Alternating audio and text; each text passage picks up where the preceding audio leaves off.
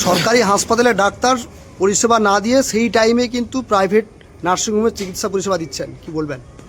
এখন বর্তমানে বলি যে এগরা সুপার স্পেশালিটি হাসপাতাল শুধুমাত্র নীল সাদা রংটাই আছে। বর্তমানে যে চিকিৎসা পদ্ধতি এবং চিকিৎসা যে সেবা দেওয়া অত্যন্ত দুর্বল জায়গায় রয়েছে। আজকে আমরা দেখতে পাচ্ছি মাননীয় মুখ্যমন্ত্রী মমতা বন্দ্যোপাধ্যায়, যিনি একদিকে কিনা স্বাস্থ্যমন্ত্রী, তিনি কিন্তু এগরার যে সুপার স্পেশালিটি হসপিটালের যে কাঠামো সেটা উন্নতির দিকে নজর না দিয়ে নিজের প্রচারের দিকে মন দিয়েছেন এবং তাতে ইনভলভ রয়েছে কিছু তৃণমূল নেতা। তার কারণে আজকে পরিষেবা যেটা মানুষের পাওয়ার যোগ্য সেটা থেকে তারা কিন্তু অনেকটা দূরে রয়েছে। আপনি নিশ্চয়ই লক্ষ্য করে দেখবেন যে এগরার সুপার স্পেশালিটি হাসপাতাল নিশ্চয়ই সেটা জনসমক্ষে রয়েছে, সেখানকার হাজার হাজার মানুষ যায়, হাজার হাজার মানুষের চোখের সামনে রয়েছে। এটা কোনো স্বাস্থ্যকেন্দ্র বা উপস্বাস্থ্যকেন্দ্র নয় যে গ্রামের ভিতরে আমরা বুঝতে পারিনি। এই দায় রোগী কল্যাণ সমিতির সভাপতির হবে না কেন? যিনি একদিকে বিধায়ক রয়েছেন, তার দায়িত্ব পড়ে না যে সাধারণ মানুষ কিভাবে পরিষেবা পাচ্ছে কিংবা সাধারণ মানুষ কিভাবে সরকারি সুযোগ সুবিধা পাচ্ছে তার দিকে নজর রাখা। আজকে তিনি নিজের দায় এড়ানোর জন্য কি বলছেন যে আমি কি গার্ড দিয়ে থাকবো কি? এমনটা তো নয় যে এতদিন তিনি গার্ড দিয়ে রেখেছিলেন, কালকে মানে আজকে হঠাৎ করে তিনি গার্ড দেওয়াটা তুলে দিতেই আজকে ডাক্তাররা গিয়ে তাদের স্পেশাল বা তাদের কি বল প্রাইভেটে গিয়ে চিকিৎসা ট্রিটমেন্ট করাচ্ছে, এমনটা তো নয়। এটা দীর্ঘদিন ধরে চলে আসছে, আজকে মানুষের চোখে এসছে বলে সেটা খবরে এসছে। তার মানে এটা কি আগে দীর্ঘদিন ধরে চলে এসছে? তাহলে এতদিন যেদিন রোগী কল্যাণ সমিতির সভাপতি তিনি কি করছিলেন? ঘুমাচ্ছিলেন? তিনি কি দেখার জন্য রোগী কল্যাণ সমিতি সভাপতি হয়েছেন? তা তো পদত্যাগ করা উচিত। তিনি মানুষের রোগী কল্যাণ সমিতি বা রোগীদের পরিষেবা দিতে পারছে না। হাজার হাজার মানুষ বসে আছে, হাজার হাজার মানুষ পরিষেবা নেওয়ার জন্য বসে আছে, কিন্তু ডাক্তার সেখানে প্রাইভেটে ট্রিটমেন্ট করাচ্ছে, প্রাইভেটে পয়সা নিয়ে তারা পয়সাতে চিকিৎসা দান করছে।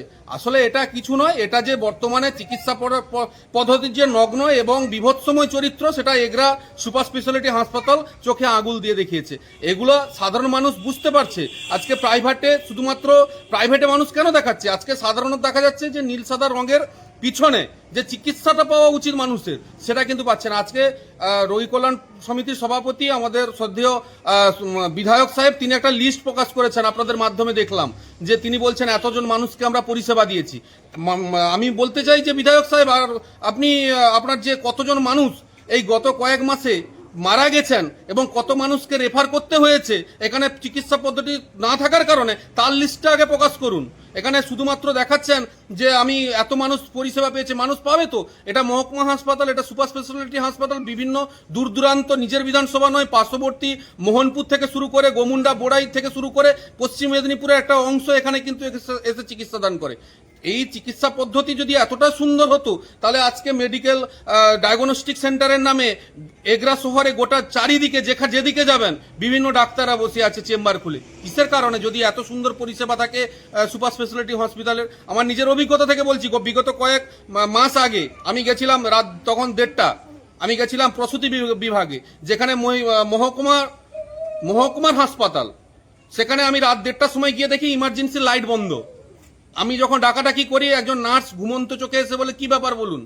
এবং তারা যে পরিমাণ একজন কি বলবো চিকিৎসার মানুষ এবং তার পরিবারের সঙ্গে যে বিহেভিয়ারটা করে, যেন এই 2 টাকা দিয়ে তারা চিকিৎসা করছে, মানে ওনার মাথাটা ওরা এই ডাক্তাররা আর নার্স দিদিমণিরা কিনে নিয়েছেন। আমি এটা দেখে এসেছি এবং আমি সেখানে দেখে এসেছেন একজন ডাক্তার, আমি নাম বলছি না, তিনি ঘুমন্ত অবস্থায় প্রেসক্রিপশন লিখছেন। আমার নিজের অভিজ্ঞতা থেকে বলছি, তিনি প্রেসক্রিপশন লিখতে লিখতে ঘুমিয়ে পড়লেন। হঠাৎ করে তিনি প্রেসক্রিপশন লিখতে লিখতে, পেশেন্ট দাঁড়িয়ে আছেন, প্রসূতি মা চিৎকার করছেন, তিনি প্রেসক্রিপশন লিখতে লিখতে ঘুমিয়ে পড়লেন। আচ্ছা, সেই ডাক্তারটা যদি প্রাইভেট যদি কোথাও চিকিৎসা করতেন পয়সা নিয়ে, পয়সার বিনিময়ে, তাহলে নিশ্চিতভাবে এইভাবে ঘুমিয়ে পড়তেন না।